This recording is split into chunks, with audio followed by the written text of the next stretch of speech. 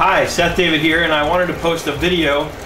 I put up a blog post in our online community, and by default I always have the community itself repost my blogs, just the title with the link to my Facebook and Twitter communities. And woke up this morning, came into my computer, and this is the kind of thing I live for. I honestly, this is what I live for. But I came back to find an overwhelming response from people who apparently really appreciated the post. They said it was very inspiring, and I'm sure the reason it was inspiring for them was because I was inspired when I wrote it. I was with a friend last night at his restaurant trying to help him, trying to take a look at how we can build his presence using Twitter and a site I'm just learning about myself now called Foursquare. And we both left there apparently very inspired, because by the time I got home, he lives much closer to the restaurant than I do, and by the time I got home he had already gotten home and written a blog post based on our experience last night. And I was already inspired essentially to do the same, and having seen that he had done so, I was that much more inspired to do it. And so instead of going to sleep like I had planned so I can get up and go to the gym, I said, you know what, screw it, I'm inspired, I'm excited, my head is spinning. So I posted a blog entry, which turned out to be a fairly lengthy one. But it was apparently a very moving one because of the response I got from people. And it talked about community. I entitled the blog post How I Met My Wife because near the beginning of it I explained that part of building my community when I had to start my life over at the age of 28 was recognizing what my community was, and at that time it consisted really of the people who worked at the company that I worked at, and that's where I eventually met my wife. We got friendly, we started talking on the phone, and we became really good friends. That was the coolest thing, and to this day remains one of the coolest things about our relationship, is we became best friends before we got involved intimately. So my wife to this day is still my best friend, and I have so much gratitude about that because she lets me be me. And I observe so many couples that don't let each other be themselves. They're constantly trying to change and control things, and it doesn't work. It doesn't work. So I wanted to record this video because I wanted to talk a little bit more about what I had written about, and I wanted to sort of put a face with what I had sort of put in print. And I talked a little bit about how I started my company and how it was really based on finding the things I was passionate about. And then, as I've talked about in other videos and written about in other blog posts, it's about finding the things I'm passionate about and then figuring out a way to make money doing it. And the reality is, I didn't have to figure out a way to make money doing it. That sort of just came together for me. I just had to chase the passion. I just had to say, here are the things I love to spend my time doing. And I just had the thoughts in my mind about, this is what I'm going to spend my time doing. And then I did whatever it took, and it was like in another part of my life, events started unfolding and things took place that led me to a place where I was on the phone with my brother one day, many years ago actually already, and talking to him about Nerd Enterprises and what I had done up till then with the business and what I was doing with clients and what I was engaged with in terms of my day-to-day activities.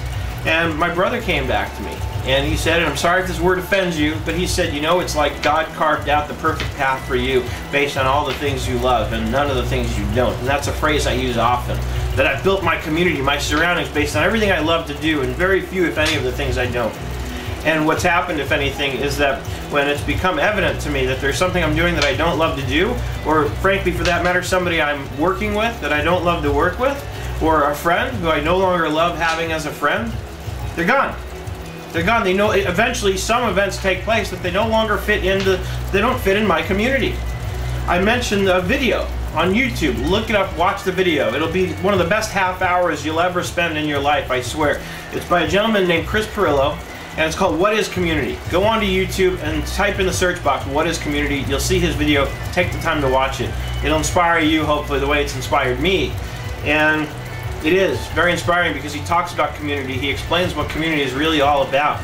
And for me, my translation into my own words of what he's talking about is the idea of the passion. It's about finding the things I'm passionate about doing. And if I'm doing the things I'm passionate about doing, it's going to attract people to me. It's going to attract people who are going to want me to do those things for them because they're going to see how passionate I am.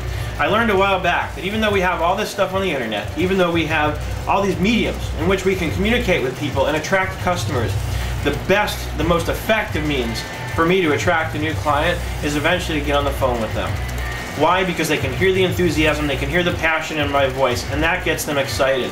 And that makes them realize that I don't even have to be that good at accounting, but I'm going to do a great job for them because of how much I love doing it. And of course, it also follows that when I'm passionate about something like accounting, I'm by default going to be good at it, or I'm going to get real good at it. It's like anything else. You talk to any great sports athlete and ask them how they became a great sports athlete, I guarantee you every one of them is not going to say, I was born with this. They're going to say, I worked hard at it. I love doing it so much, it's all I wanted to do. And so I went at it and I did it every day, and that's how I became great at it. That's how we become great at things. We go out there and we follow our passions, and because we love doing the things that we do, we get really good at them because it's all we do. Think about video games. I'm from the gamer generation when we had the Atari. Before the Atari 800, we had the Atari game console with the cartridges that you'd stick in. And the first time I'd play a game, I would be terrible at it. I would be dead within 5 minutes. But I would play it more and more because I loved playing it. And what would happen is the games would last longer and longer, and I would get better and better at it. And I have some good friends in my community who have built very successful careers around their love of computers, which was originally derived from their love of playing video games, because they had minds like I have a mind that says, I don't want to just play the game, I want to understand how this works because I love it that much. It's so cool to me that I can take a controller and control this guy on screen and do the things that I can do, that I can have these special powers. I can go into a universe like World of Warcraft and go and assume roles and become characters and have magic powers and go out and do all these things that as kids we fantasized about being able to do. And it's just powerful. It's just so powerful when you go out there and figure out what you love to do. And that's where passion comes from.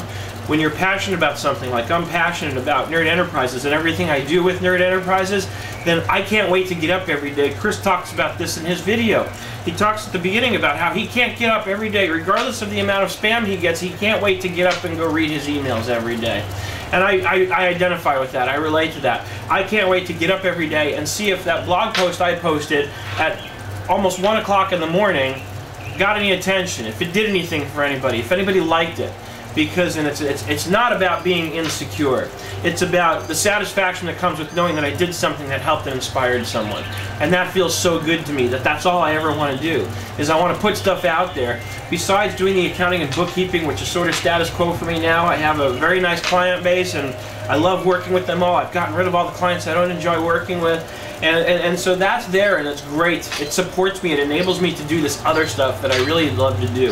And if I eventually derive an income stream from it, great, because it'll be that much more powerful, because I'll be able to earn a living doing what I love and really helping people. And I know that I don't mind paying somebody for something that they love to do because it's going to help me, because they're so good at it, because they love it so much. And that, to me, is what building my community is all about, is about surrounding myself with people who have at least some interests that are common to my own, and getting out there, getting together with people, and sharing about it. And that's what I summed up this blog post with. And actually, I reread it. I reread the stuff a couple of times because I get something out of my own writing, and I always want to see, okay, where can I go with this next? How can I now take this to the next level?